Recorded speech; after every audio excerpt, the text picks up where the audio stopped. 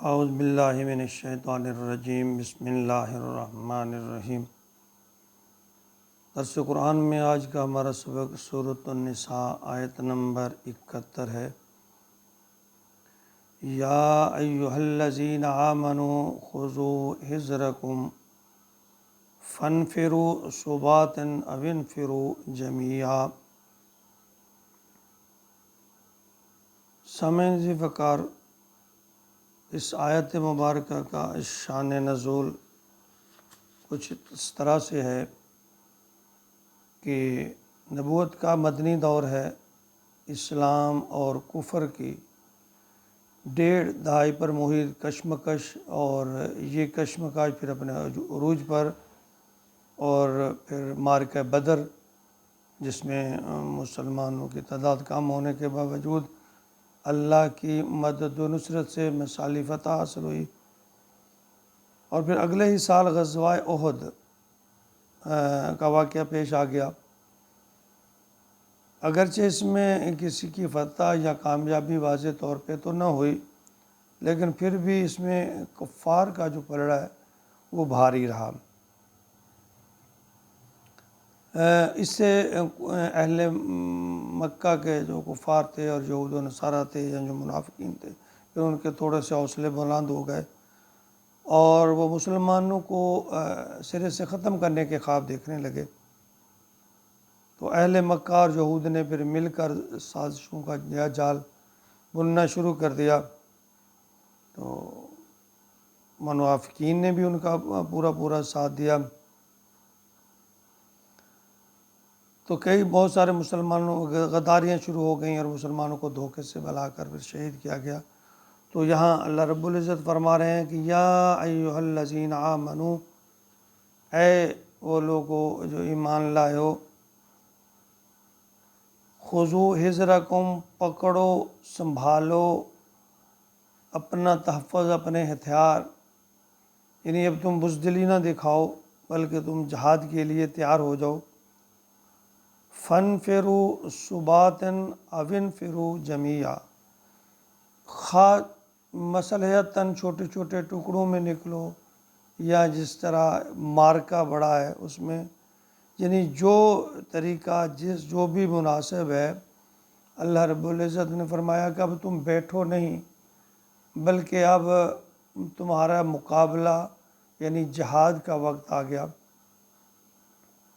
شروع میں تو حضور اکرم صلی اللہ علیہ وسلم نے صحابہ اکرام کو بھی مصلحت سے کام لینے کی ہدایت دی۔ اب مسلمانوں کی تعداد کچھ بڑھ چکی تھی، تو اس مناسبت سے اللہ رب العزت نے فرمایا کہ اب تم نکلو، بیٹھو نہیں، اللہ کی راہ میں نکلو۔ اسی طرح سورۃ انفال آیت نمبر 60 میں اللہ رب العزت نے فرمایا کہ کفار کے مقابلے میں ہر دم تیار رہو، یعنی اپنی دفاعی قوت کے ذریعے اسلام کے دشمنوں کو مرعوب کرو۔ اب اللہ رب العزت نے مسلمانوں میں یہ جذبہ جہاد پیدا کرنا چاہا کہ بھئی اب مسلمان اللہ کے دین کی خاطر میدان جہاد میں عملی طور پر آ جائیں۔ اسی طرح سورۃ النساء آیت نمبر 102 میں بھی فرمایا کہ اسلحہ سے غافل نہ رہو۔ مقصد یہ ہے کہ ہر وقت کفار کے مقابلہ میں مسلح رہو، تیار رہو، یعنی ہر وہ شے جو دشمنوں سے محفوظ رکھے، ہر وہ طریقہ جس سے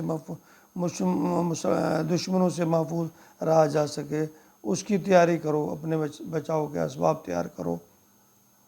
دشمنوں کی سازشیں اور چالیں ان کو ناکام بناؤ، ان کی قوت کو توڑنے کے لیے جو بھی حربہ یعنی آپ اختیار کر سکتے ہیں، اللہ رب العزت نے فرمایا کہ اس کو اختیار کرو، استعمال کرو۔